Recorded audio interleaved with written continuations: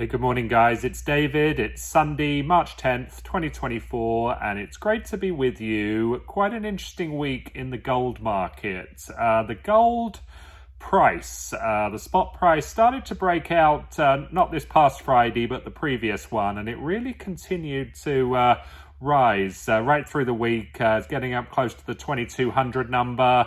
If you follow gold, which I do, the gold price, it's kind of been in and around 2000 for a long time, and really starting to break out now.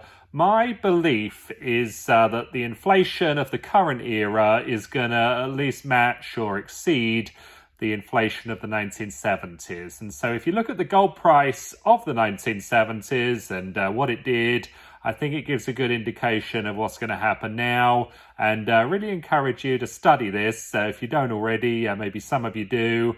Also, the gold to silver ratio is a really interesting thing to study. Historically, it's at around 15 ounces of silver to 1 ounce of gold. And, over the past week, it's been around the 90 number. I think it dropped down a little bit to sort of maybe 88. It's been at around sort of 70 odd through the last 12 months. But very interesting things happening in the precious metals market. And I think it sort of bodes well for precious metals, but not so well for the real economy where you and I live. So we got to really be taking the right precautions in terms of our investments. And I've been talking in recent videos a little bit about different things I'm doing, looking to diversify, looking to invest abroad, looking to try and get money out of the system where possible, looking to, mitigate tax risk to some degree, while being, legal and current on all tax obligations and, setting ourselves up for success. That's really what I'm all about. And I think that's no doubt what you're all about as well. There was an article came out, which I actually haven't read. I just saw the headline about the sort of UK is like number 2 in the world for unhappiness or for pessimism or something. I don't know where number 1 is, but that's not a good record to have. And in the United States, where I lived a long time, they used to sort of record the misery index or the happiness index. Do you think the country's going in the right direction? Those sort of statistics. And I think it tells a lot about public opinion. And I need to sort of get into this article a bit more about UK misery. But you and I don't have to be unhappy. I know we're unhappy about what's going on around us, if our family and friends are struggling financially, or if, public services are not being properly managed and upkept. But you and I need to have a really positive attitude. That's something I try to have at all times. And, I think that rubs off on those around us. So we can spreading happiness starts right here with us. And, let's not let negativity of other people get us down. I think there's a lot of issues in the UK right now with crime, with theft. I mentioned scams a couple of weeks ago. Watch out for those. And, just a general feeling that wealth is evaporating, that costs of living are getting higher and higher and untenable for people. And it's very sad. My solution to these problems was not to print money en masse during the lockdown, not to have the lockdown at all. But, that's in the past now. We need to deal with the present, and that's all about investing in our future and getting costs down. I've moved abroad to get costs down dramatically, and, not everyone can do that. But if you can, I encourage you to try and diversify, invest abroad, spend time abroad. I was speaking to a lady back in England, kind of a retired lady, and she said, I'm sort of paraphrasing a bit, that sort of she spent the winter on like a cruise ship. She was like in the travel business. She spent the winter sort of touring on cruise ships, and it was cheaper to do that than spend the winter in the UK with sort of cost of living, heating bills, that sort of stuff. So, if you're into cruise ships in sunny climes during the winter, that might be a nice way to cut costs and, have all your winter holidays in one go. I've been asking for people to send me information about shortages, about outages, about things you're seeing in the supermarkets that look, not quite right. Maybe shrinkflation in the items you normally buy. The price is the same, but the quantity is much smaller. And, let me know about these things that you're seeing that are happening that I can report to other people.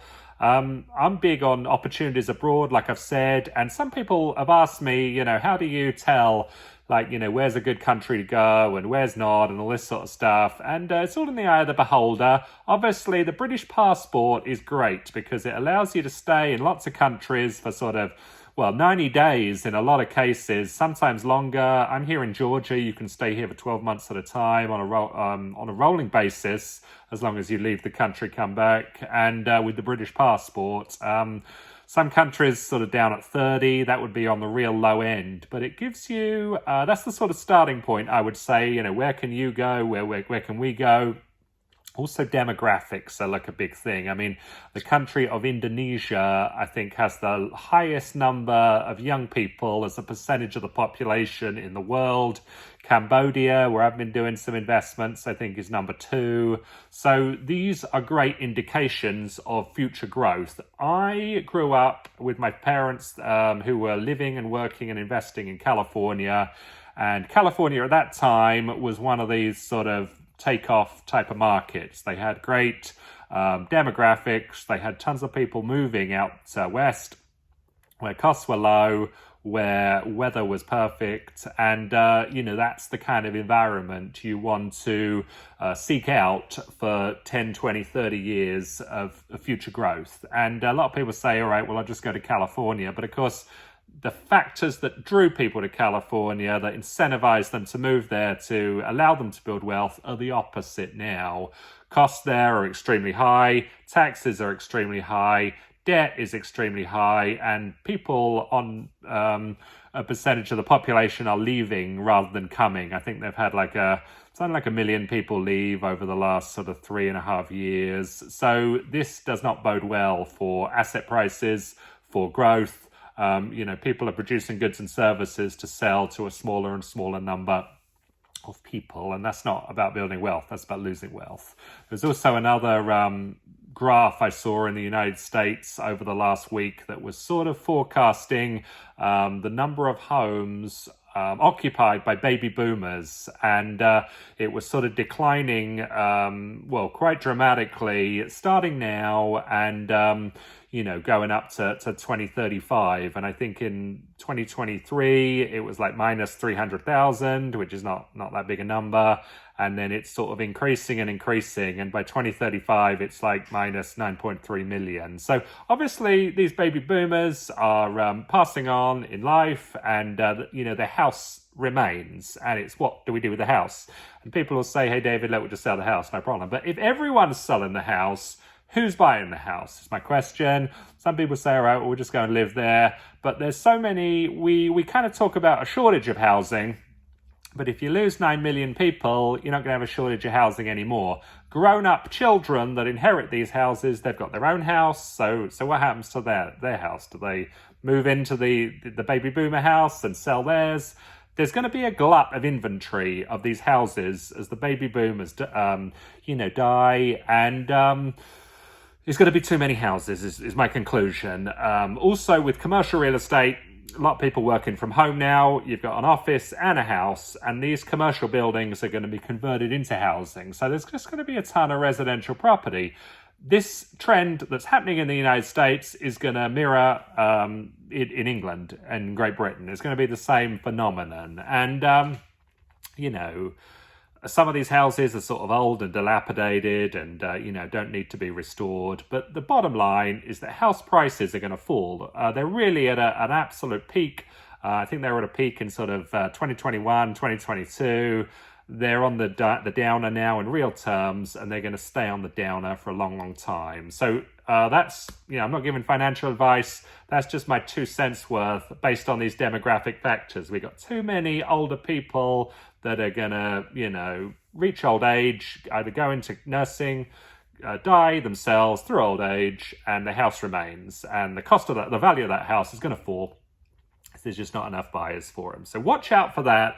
If you're into property, maybe you're a property owner yourself, that's a great thing, but watch out for the values based on demographics, whereas you got these other countries in the world where it's the opposite. You got few houses, you got tons of young people that are going to grow, they're going to get married, they're going to have children, they're going to, get better jobs, earn more money, they're going to demand more housing, and that's where you want to own property, so you could sell to them or rent to them or enjoy the appreciation in values. I noticed, for anyone interested in the United States, again, another trend that's going to mirror it in Great Britain. There's going to be an exodus from cities. Cities are going to struggle with high costs. They're going to struggle with high crime. They're going to struggle with the increased cost of getting food and water into cities, and people are going to leave. And that's just going to perpetuate this decline. And they're going to go to rural areas where food access and water access is much, much more easy and, minimal cost or no cost at all. And there was this guy in the United States talking about a future property boom along the Mississippi River. And I've just been talking about, the decline in property values, but it's really about people wanting to locate to that region. I haven't really been too far close to that. I've been to Memphis, I've been to Kansas City, but I haven't sort of sailed up and down the Mississippi, and I really need to. And if you can kind of just imagine it. If you got people pouring out of Chicago, New York, Los Angeles, settling on the riverbanks of the Mississippi, fertile agricultural property, seafood, water, it makes a lot of common sense. And he was sort of forecasting this from sort of the mid-2030s onwards, so way into the future, but gets you thinking. And perhaps there'll be some similar opportunities like that in Britain. We've got some fabulous waterways in Britain, and you can kind of just see people exiting these cities, heading close to the waterway, seeking out a simpler, more natural way of life that is free of crime, that is free of all the headaches and hassles of declining asset values and, general chaos, and, having a nice life. So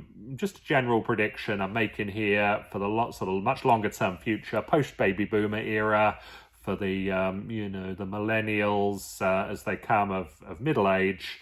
And I think that could be a really interesting thing to watch out for. I want to really encourage people. Health and fitness is really, really critical. I've been out this morning running and walking. This statement starts with me. I got to be right on it on the fitness front. And I encourage you to do the same. Get those steps up, get out there jogging, get out there on the weights and the stretching, and, let's get ourselves in tip-top condition, because, we're going to need to be. And it's fitness and healthy body, healthy mind. That's a really, really important thing. I'm big on, people are worried about increasing costs at the supermarket and at the shops. Buy as much of this stuff now as you can. It'll preserve itself.